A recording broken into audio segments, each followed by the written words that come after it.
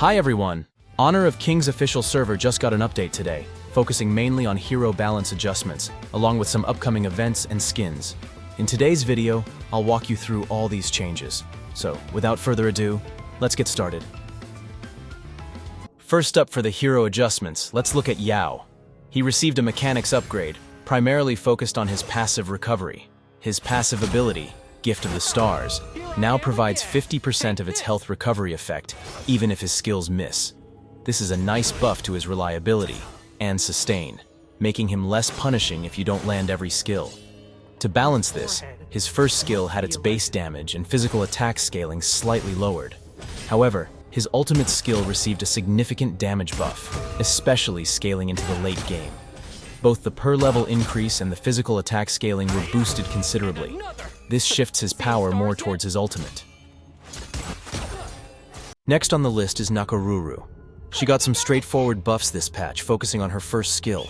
The cooldown for her first skill has been reduced by 1 second, starting lower and scaling down slightly slowly per level. The cooldown reduction when triggering the mark is now 2.5 seconds, down slightly from 3 seconds. But importantly, the maximum damage the mark deals to monsters has been increased from 200 to 300, which should noticeably help her jungle clear speed. Moving on, Ukyo Tachibana received a buff to his sustain. The health recovery on his passive ability has been increased.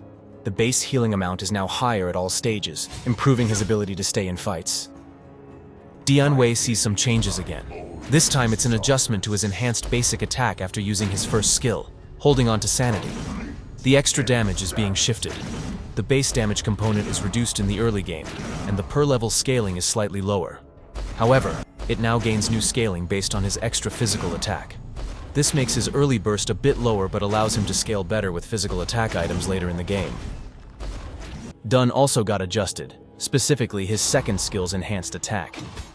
The extra damage from the enhanced basic attack after using Gale's Benediction keeps the same base values, but now also gains scaling based on his extra physical attack. However, a key change is the removal of the bonus damage multiplier it dealt to jungle monsters.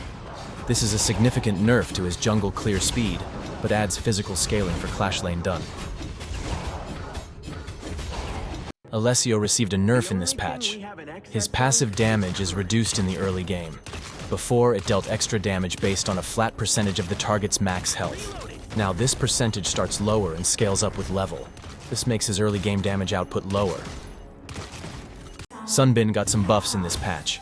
His first skill had its phase 2 damage slightly increased, with buffs across the board to base damage, per-level scaling, and magic attack scaling. Also, his second skill had its cooldown slightly reduced at early levels. Moving on, Byron received buffs to his recovery.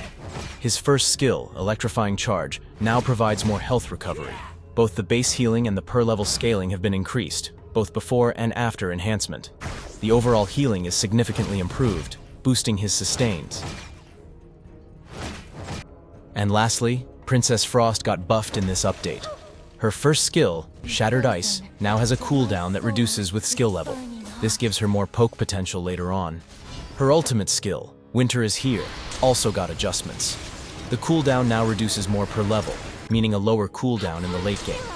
While the initial base damage is slightly lower, it scales much better per skill level, and the magical attack scaling has been significantly increased. This is a big buff to her late game teamfight damage. New legendary skin for Sakir will be available starting April 10th. And the best part? You can get this awesome skin for free. You'll need to complete missions or participate in a mini-game to unlock it. This event will run for 24 days, so make sure to check it out and take part.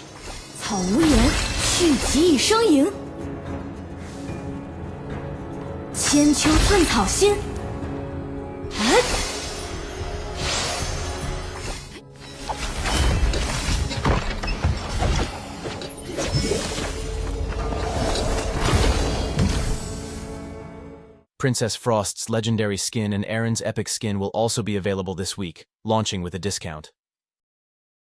Also, Nakoruru and Ukyo Tachibana's blessed skins are returning to the global server. Unfortunately, it looks like these skins will be sold through limited-time gacha events. So, if you were hoping they'd become directly purchasable limited legendaries like some previous blessed skins, you might be disappointed. And that wraps up the key changes in this new update. What are your thoughts on the hero adjustments and the upcoming skins? Let me know which part you liked or disliked down in the comments. Leave a like if you enjoyed this video and subscribe for more content like this. As always, thank you for watching and I'll see you in the next one.